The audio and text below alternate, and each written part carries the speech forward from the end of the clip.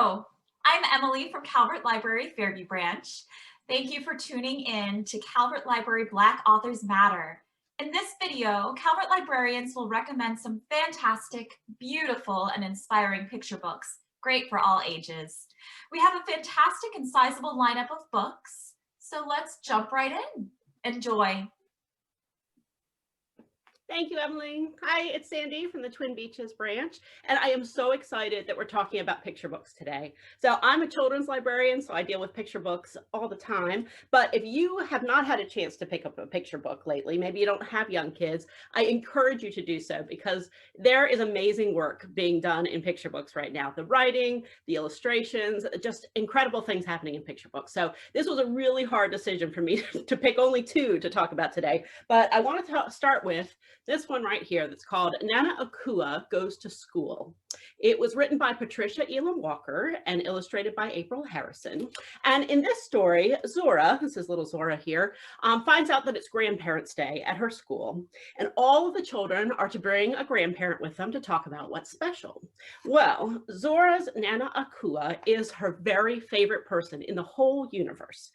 But she's a little worried because Nana Akua is not quite like other grandparents. So she grew up in Ghana in West Africa. And when she was born, her parents gave her markings on her face that marked her as a member of their tribe and also to show that she was beautiful and confident. But not everyone sees those markings quite as beautiful.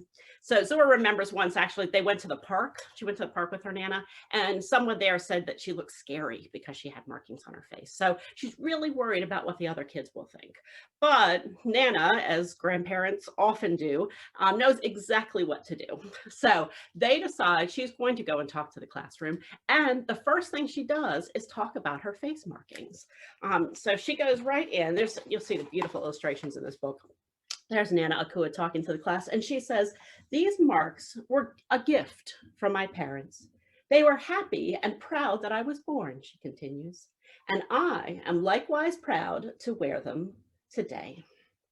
So what a wonderful message about being accepting of each other, being accepting of what makes us special, what makes us different. And even better, they decide to take this beautiful quilt that Zora owns that Nana made for her that has all of these wonderful symbols from her grandmother's tribe.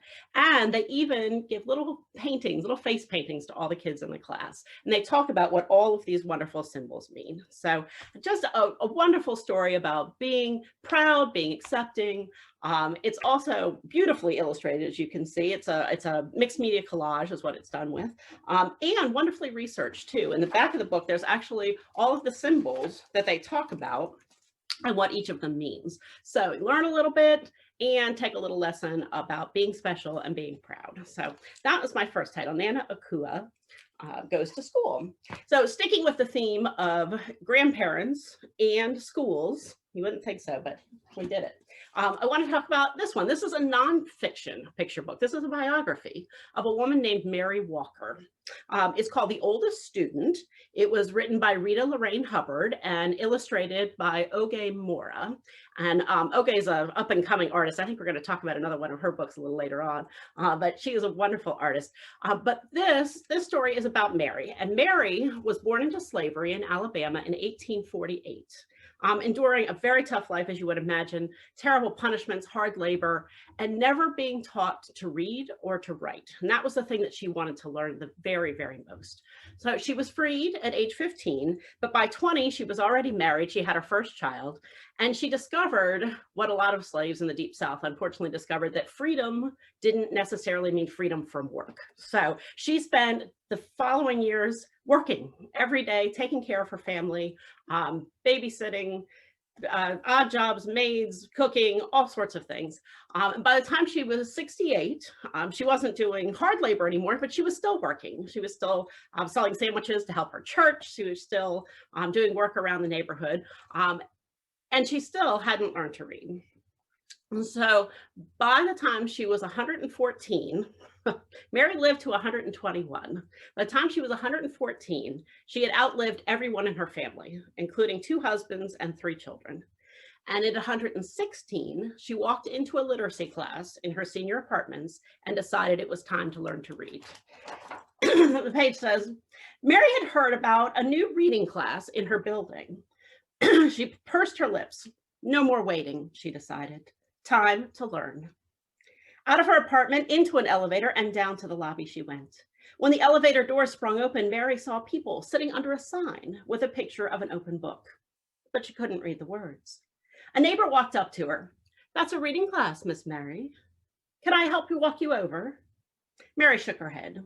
Then she gripped her cane, lifted her chin, and walked straight toward that sign.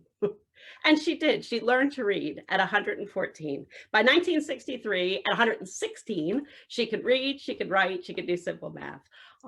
And she was certified as the nation's oldest student twice. She was given the key to the city of Chattanooga, and they even had birthday celebrations for her. Actually, the place she lived was even renamed the Mary Walker Towers. So a wonderful story for anyone who has dreams that they've never been able to do, who thinks they're too old to learn. You can't help but be inspired by Mary's story. And there's even some pictures, some photographs of Mary on the end pages too. So a wonderful story, and both of them wonderful stories. I hope you enjoyed them. Thanks so much. Those were amazing. I love that so much. So I'm pivoting and taking this in a much younger direction.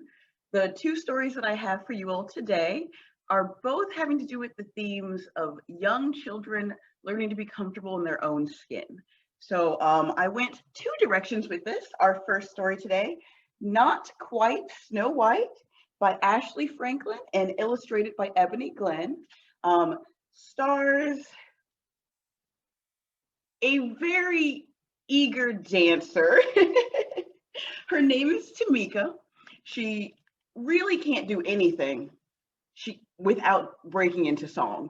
She can't play with her dolls without breaking into song. She can't sit on the bus without breaking into song. Her life is just singing and dancing. And this is great news for her because her parents encourage her to do this and are like, yeah, whatever. Keep on dancing, Tamika, that's great. And one day she sees a poster at the school, but they're going to do a school play and it's going to be a musical. And she's like, this was made for me. And she's so excited to try out.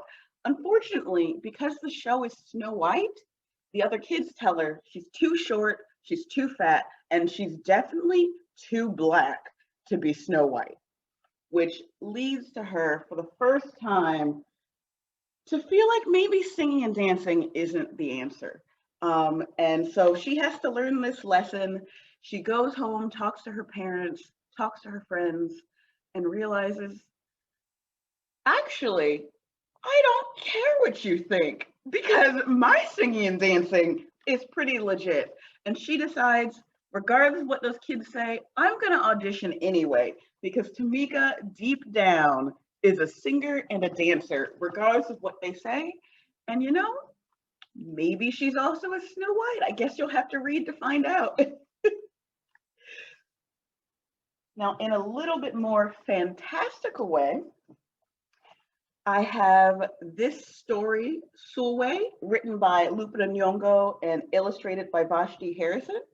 And those of you who might know the name Lupita Nyong'o, she's an actress with very, very dark skin who in 2014 won, I think it was People's Sexiest Woman of the Year, which was a very big deal.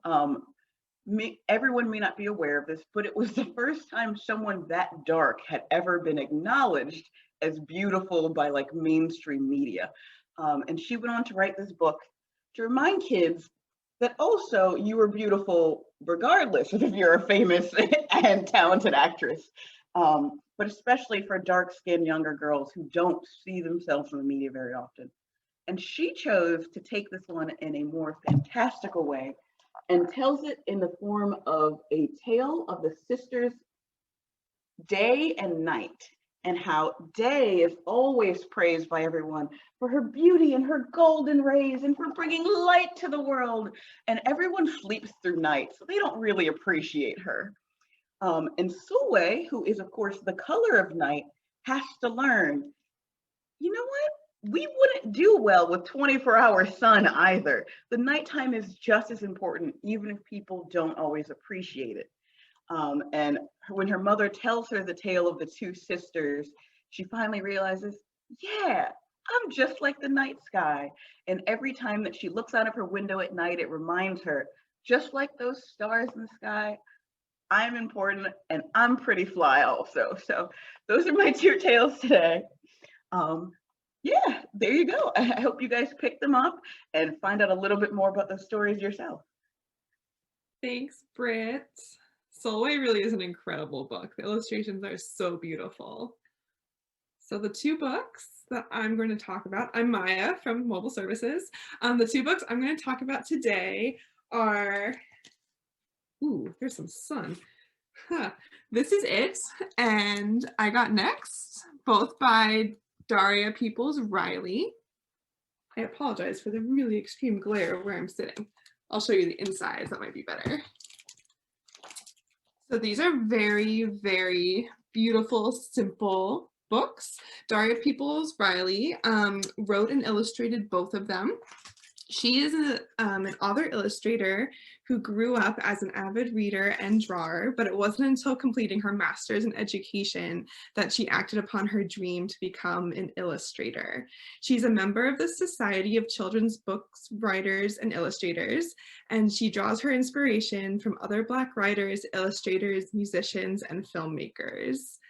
In an interview with the Brown Bookshelf, she said, quote, I wish that the kidlit industry would better understand who we are and who we say we are. Our stories stretch far and wide, transcend socioeconomic boundaries, interests, cultures, languages, and religions. Black children are from everywhere. And Black authors and illustrators should be able to write and make art all about our experiences without having to feel as though we must validate or defend the narratives we know to be true, end quote. So the two books I'm going to share today, she wrote and illustrated. One is about ballet and one is about basketball. I'm sitting in a horrible, horrible spot. I'm going to talk about the ballet one first. This Is It came out in 2018. This was her debut book. And it is about a girl who lives in the city and she is going to audition for a ballet. And what I really love about this book is that, well, both of her books feature children of color doing something that they are passionate about. And this one, it's the girl auditioning for ballet, and she's very authentic. She looks like a little kid on her way to ballet class. Her hair is messy, but she's wearing her leotard and her tights and she's ready, but she's also very nervous. So you can see her shadow is the one who's there telling her to stand up tall, arch your back, hold your head high. And it's similar in both books. It's the kids trying to do something they're a little nervous about, but their shadows are the one finding the encouragement from within to help them do what they want to do. And what's really cool about the ballet is that you don't see a lot of dancers of color, even in professional ballet companies. There might just be a handful of dancers of color back in the corps de ballet, not even up front. So this book really shows little kids that no matter who you are, if you want to dance, go out there and dance, do that audition. And the end pages are fun. It has her doing all the different positions for ballet. And I Got Next is very similar, but it's about basketball. Same kind of deal. It's about a boy being guided by his shadow. He's watching the basketball game, a little apprehensive about joining, but his shadow is telling him, time to put your game face on. Show me your game face. Show me your game face. Show me your game face. So it's that inner voice that we all have depicted as a shadow. Always there, cheering us on, helping us go where we need to go. And eventually they win, they did it together. So they're both really beautifully illustrated, colorful and energetic. And the text is very, like little snippets of text that are very poetic on each page. So they're a great read. For really anyone who needs a reminder that they have the strength and the courage to do whatever it is they want to do. So I recommend these both to kids and to adults who need a reminder of what you're able to do, and especially for readers who want to see themselves in the pages of a book. Hi, everyone. I'm Katie, and the books that I have for you today, and I'm from Prince Frederick Library. I'm a children's librarian there. The first book that I want to talk about is called Thank You, Amu. It's by Oge Mora. She is both the author and the illustrator. This book, she kind of broke onto the scene. Miss Mora, with this book, her first book, she won the Caldecott Honor Award, the Coretta Scott King Steptoe Award, and also the Ezra Jack Keat Book Award in 2019. So what I love about this story is that Amu makes a delicious pot of red stew. And over the course of the book, as she is making this stew, her neighbors and her community around her are smelling it and wondering what this delicious smell is. And one by one, they come into her house and they ask her, what are you making? It smells so good. And of course, she shares a little bit of it with everybody. And then Amu sits down at the end of the day and, oh no, she doesn't have any more stew for herself. But lo and behold, all of those neighbors, all of that community come back to her with their own dish, and they sit down and they enjoy it together. So it's a beautiful story of community and sharing and the universal love of food that brings us all together. One of the things that I really love about this book, in addition to the story itself, are the illustrations. So Oge Mora uses a wonderful form of collage. Everything is colorful and cheerful and dynamic.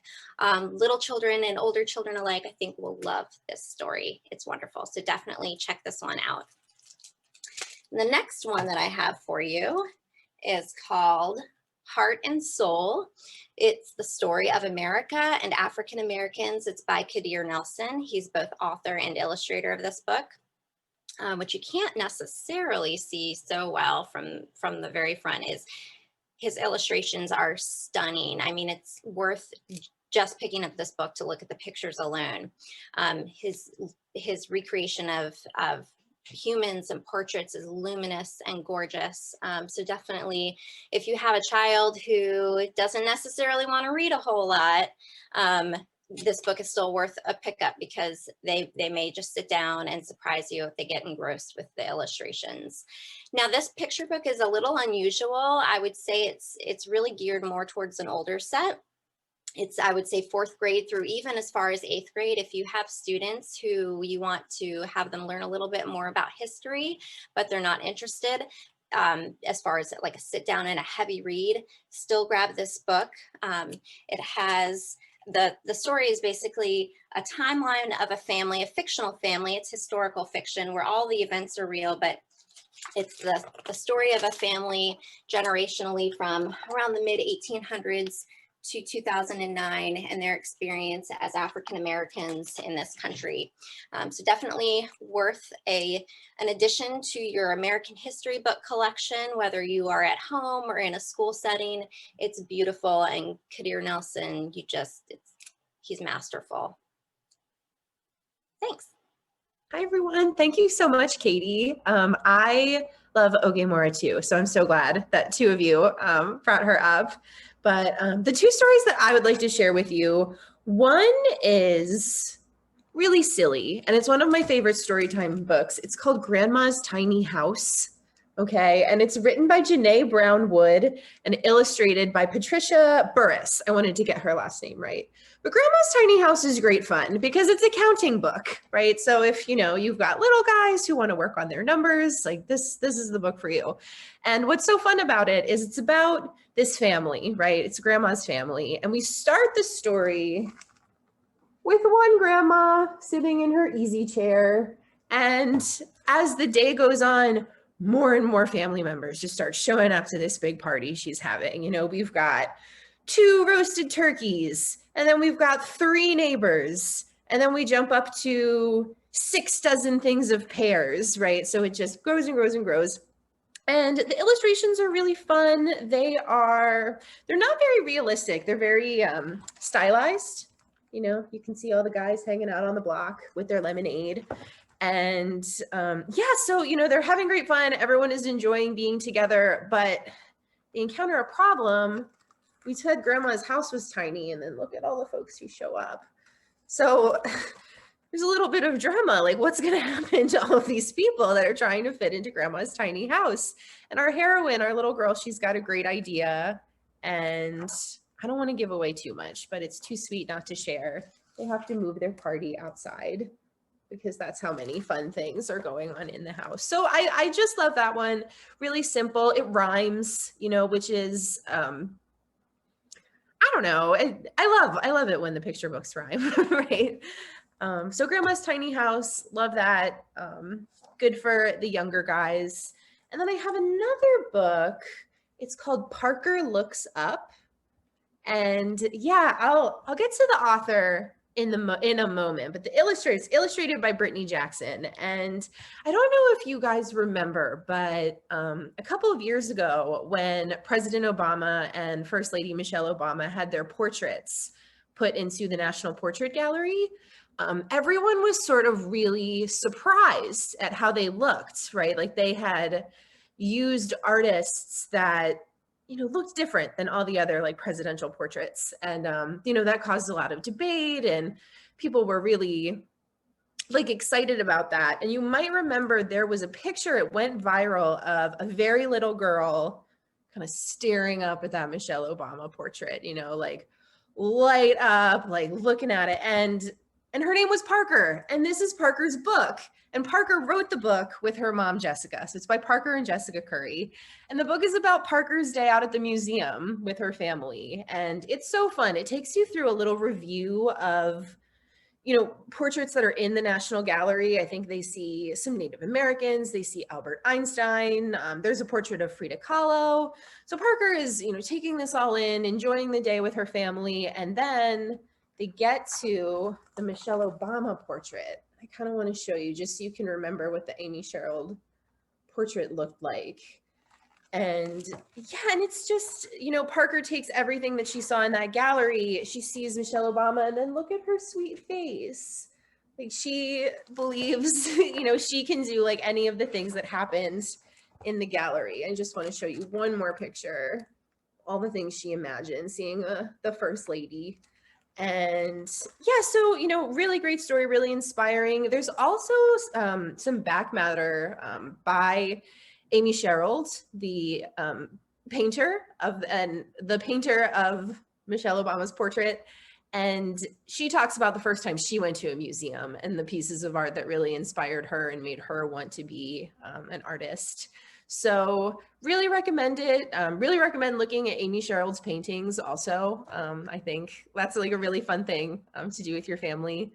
And yeah, I hope that you will check them out. Grandma's Tiny House is definitely for the younger set, and Parker Looks Up, maybe a little bit older, but you know, never too young to talk about art and feeling inspired and seeing yourself in the world around you. So thanks. Annalise, hi. I am Tanya from the Prince Frederick branch of the Calvert Library. I'm also a children's librarian there. So the two books that I have really, I don't know how to say it, really touched me. I found I was able to read these books and see myself in the stories. So I'll tell you about the first one. The first one is called, can you see, Claire? Going Down Home with Daddy. This book is written by Kelly Starling Lyons and illustrated by Daniel Mentor. The pictures are very beautiful. And it's a story about a family going home from the north down south to see and visit with family. I connected with this book because I can remember when I was a little girl, we would always go from New York and go down to North Carolina where our family was. And we just had these wonderful trips. And this book is also just beautiful because it shows the different shades of Blackness. And I know you probably cannot see this. Let's see, can you see now? It shows the different shades of Blackness. It shows the family getting together and having a wonderful family reunion and going over things from their past and looking forward to the future. So this was a really exciting book for me. And it was also sad because at the end, they all have to go home and grandma has to stay down south. So, but it was a wonderful book because you can, if you've ever been to a family reunion and had just cousins and uncles and aunties and everyone and just having a good time. So I really enjoyed this book. Again, it's Going Down Home with Daddy. My second book is called Shades of Blackness, which kind of put me on that same tune. And it talks about the different shades of blackness from, they say, from milky lemon colored to the darkest night. And this book was written by Sandra L. Pinckney, and the photographs were by her husband, Miles C. Pinckney. I want to show you some of the pictures inside. And so they talk about how they can have blue eyes, how I'm Black and I'm unique, how each person has their own beauty. And I love this book because it teaches children and even adults that, you know, Black is beautiful, no matter if it's light skin all the way to dark skin. It's just beautiful. And it teaches them to be proud of who they are and of their color. And it says, I am Black, I am unique. I come from an ancient kings and queens. When you look at me, what do you see? I am Black and I'm proud to be me. And so this really resonated with me because when I was growing up, I was darker skinned than my sisters. And people would say, things like, oh, are you the milkman's baby? Because you're so dark. And I can laugh now about it, but when I was younger, it really bothered me. So to see this book was just really happy for me. So, and I even own a bigger copy of this book. So, yeah. So these two books are awesome. Please take a chance, take the time to read the books. Okay, thanks again. Oh my goodness. Thank you, Tanya. That was wonderful. My name is Mary Miller, and I work in the children's department at Fairview Branch of Calvert Library. And today I brought just one book to share.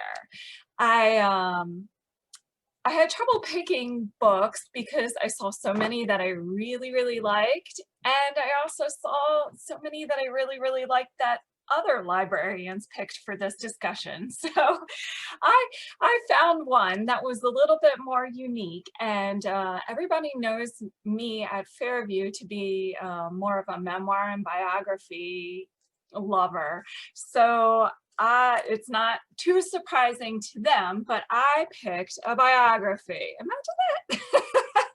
The book is called Before She Was Harriet by Lisa Klein Ransom, and it's illustrated by her husband, James E. Ransom. Now, I really like this pair. They did a fantastic job, and I will tell you why I love it. And they also wrote other books together that are fantastic. Now, I picked the book because most of us kind of know who Harriet Tubman is. Our children may have heard about who she is, but do they really know the whole story of, what she has done, what she did with her life? Now, this story tells her Harriet Tubman's life story in an interesting and very unique way. Lisa Klein Ransom chose to use lyrical language, allowing the story to take on more of a poem format. And this lends the book more of a sing-song flow, which tends to hold the attention of our youngest readers better than a traditional book. Before She Was Harriet begins with Miss Tubman. Hold on, let me find my picture that I want to show. As an old woman, looking weary and wise, then transitions back through her life, goes backwards through her life to show her as a child where she is learning an important skill from her father, who's here, that she ends up using throughout her life journey. Being a history buff and a very passionate educator, I love the way that Lisa Klein Ransom honors a heroic historical figure by retelling her story in such an exciting way, while using important events in United States history as a backdrop. Throughout the book, words are used that provide great talking points with your young readers, such as suffragist, overseers, injustice, slavery, and master. This is an excellent opportunity to enrich your child's vocabulary while learning about Harriet's life story and our history. Okay, and I would be remiss if I did not mention James Ransom's wonderful illustrations. He did a magnificent job bringing his wife's story to life. He used watercolor to create the illustrations that are so vivid that they would be able to tell the story without the words. Look at this picture. To me, this was so powerful. It was a very, very powerful watercolor picture illustrated. Each illustration expresses a different stage of Harriet's life, showing the emotion and enriching the story with visuals of important historical events. And before I finish, I just have one more illustration I want to show of Harriet Tubman. I just love this book. This was a fantastic, well-written book. It wasn't boring by any means, and I just can't say enough about it. So that was my choice. I wanted to share with you guys. Please take a look at it. It's a fantastic history book. I hope you enjoyed. Thank you. Hey, Mary. Hello. I'm Reiner from Mobile Services.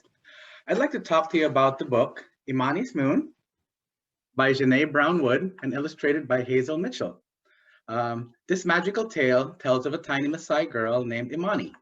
She is constantly teased by other children, telling her she'll never amount to anything. But Imani's mother tells her the tales of Olapa, the moon goddess, and Anansi, the spider, and how they overcame all odds and accomplished the impossible. This inspires Imani to do the impossible as well. She sets out to do amazing things as she tries to touch the moon. Imani does everything she can think of to touch the moon. Does she do it? Well, you'll have to read the book to find out. The illustrations of this book are beautiful. As you can see, they are done in watercolor.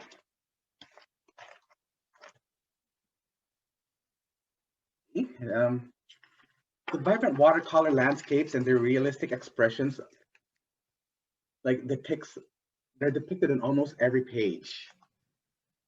And yes, I do have to mention, Imani has I love this picture.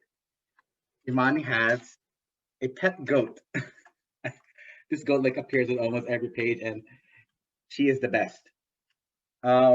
This wonderful fantasy will inspire every reader to follow their dreams and reach for the stars, well, or in this case, the moon. I would recommend this book maybe for ages 6 to 8. And now that we've visited the moon, let's stay in outer space a little longer, and let me talk to you about my next book, which is May Among the Stars. This is written by Rhoda Amen and illustrated by Stasia Burrington. This book, well, this is a picture book biography of Dr. Mae Jemison, the first African-American female astronaut. Young May has a dream to see the stars, to see the Earth from space. Her mother tells her, if you can dream it, if you believe it, and if you work hard for it, anything is possible. May visits the library and reads up on astronauts and space. And when her classmates make fun of her and her teacher tells her and tries to deter her from becoming an astronaut and following her dream, May doesn't give up. May's curiosity, intelligence, and hard work, along with encouragement from her parents, allow her to make her dream to become an astronaut come true. And here's a little bit of trivia. But not only is Dr. Mae Jemison the first female African-American astronaut in space, but she's also the first real astronaut to be in an episode of Star Trek: The Next Generation. And that is it for me. Thank you so much. Thanks, Reiner.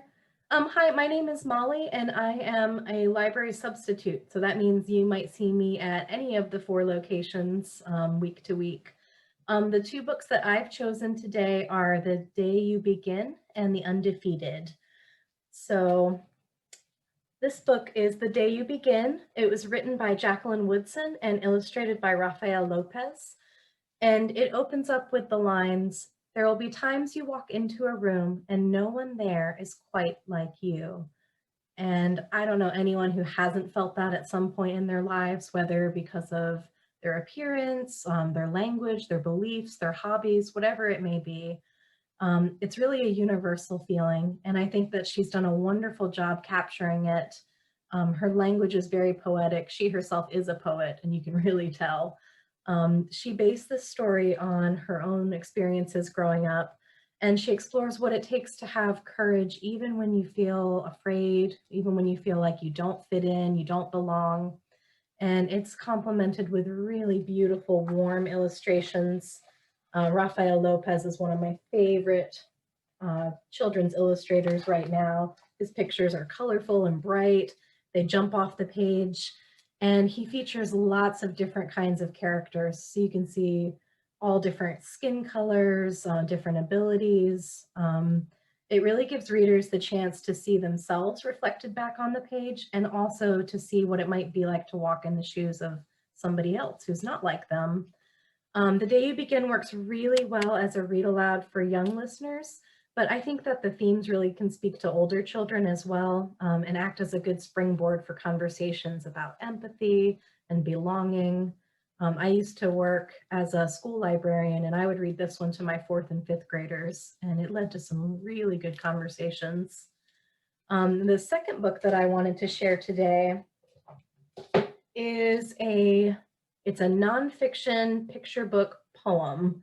So it's got a lot of different things going on.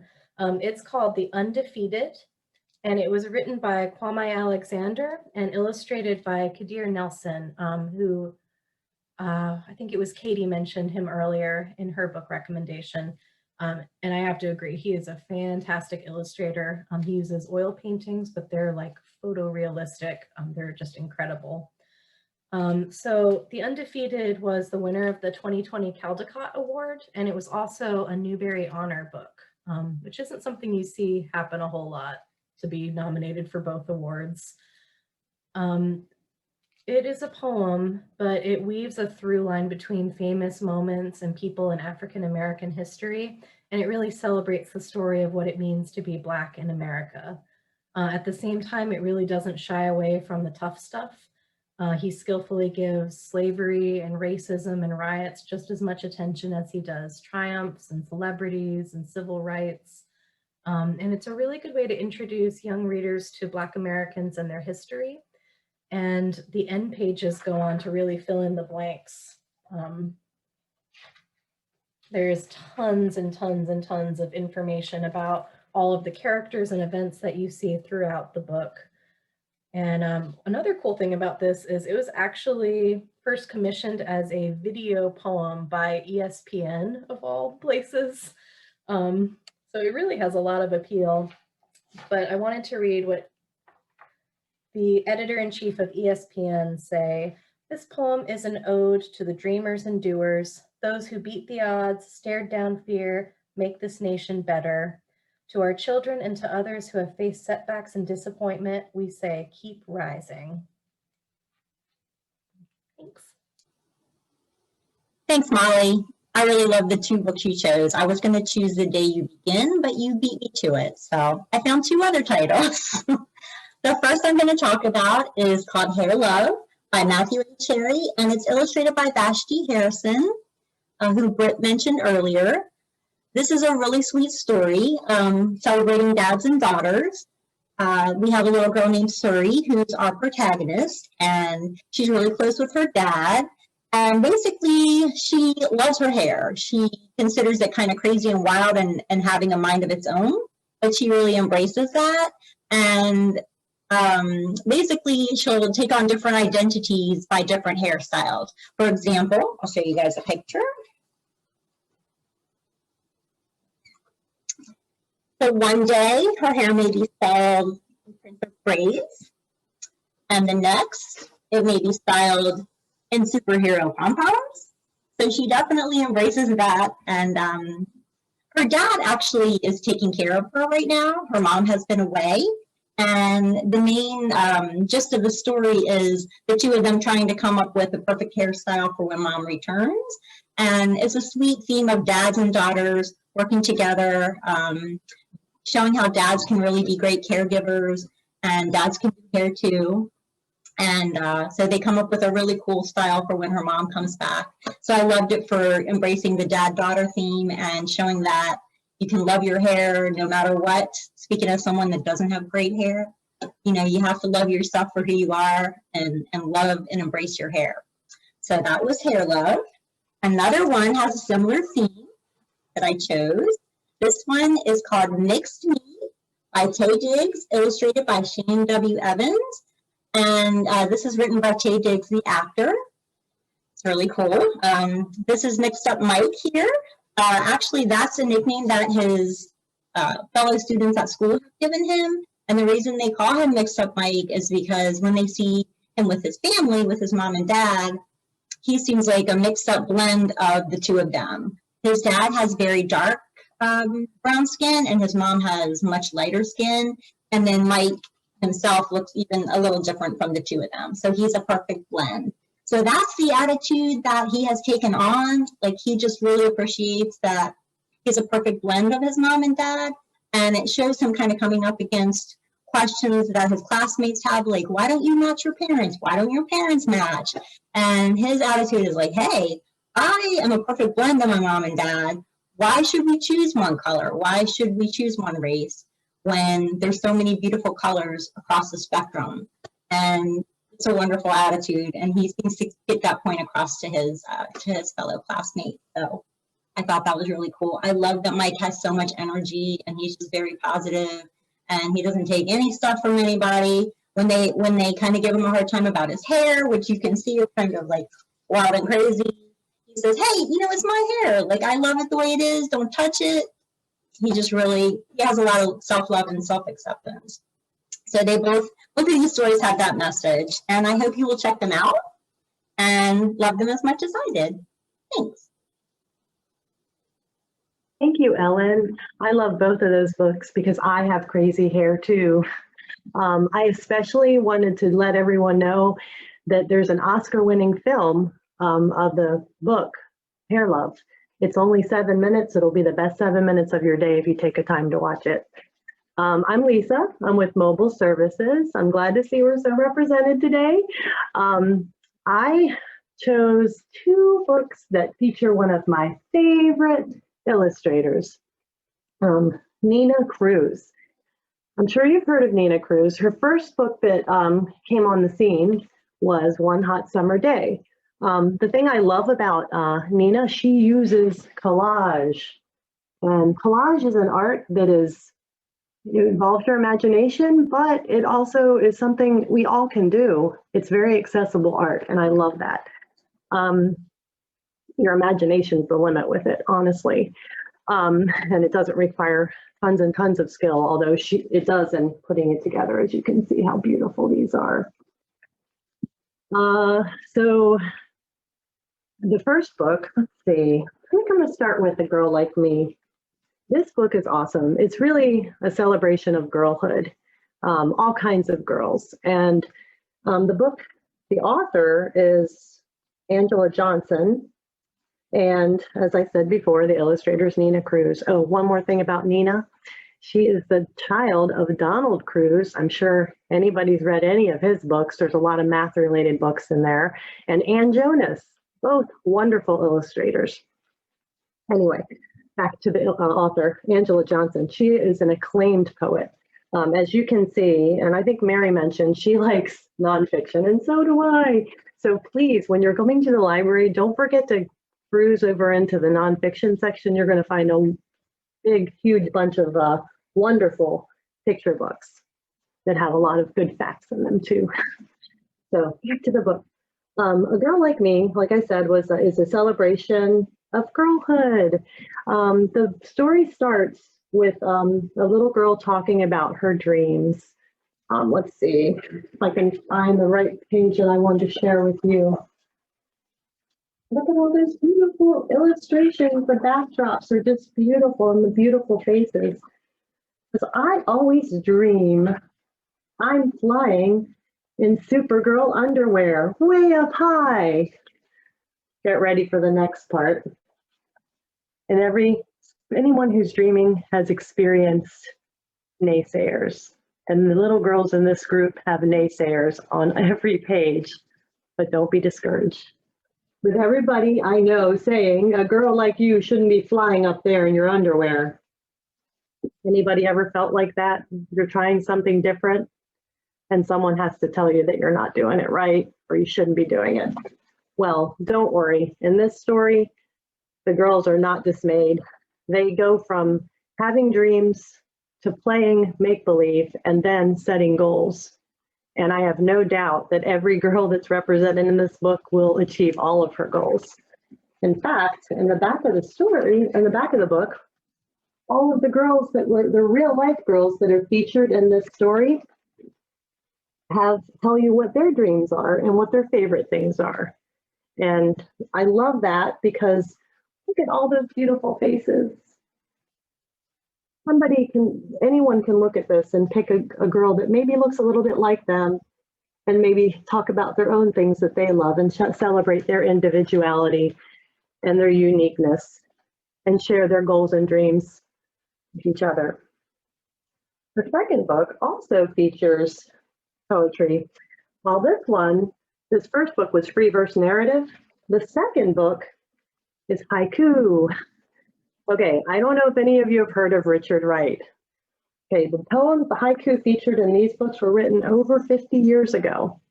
Richard Wright is a very important author. Two familiar titles for when you get a little older, Native Son and Black Boy. He is an author that needs not be forgotten. His legacy must live on. He shares some of the more painful parts of American history, and his legacy does need to be kept alive. So that's what I like about this book. There's some biography in it. It's an introduction for younger readers into one of the most important African American authors in American history.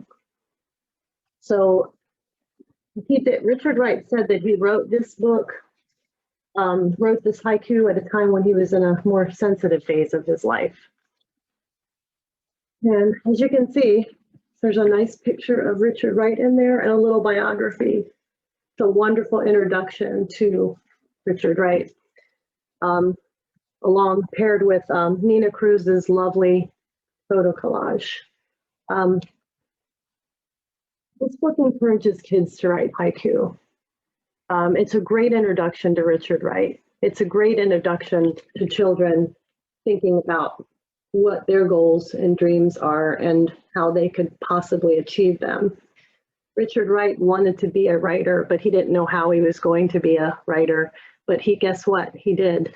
He achieved it, and his work is still alive today. And I hope that you take the time to show these wonderful books to your children. It would be great for a teacher to use in a poetry unit, or an artist to use in a collage unit, art teacher rather. The titles are geared toward ages 5 to 10, but really it's an inspiration for any age or anyone who's ever been a dreamer or a doer. I hope you check them out. Thank you.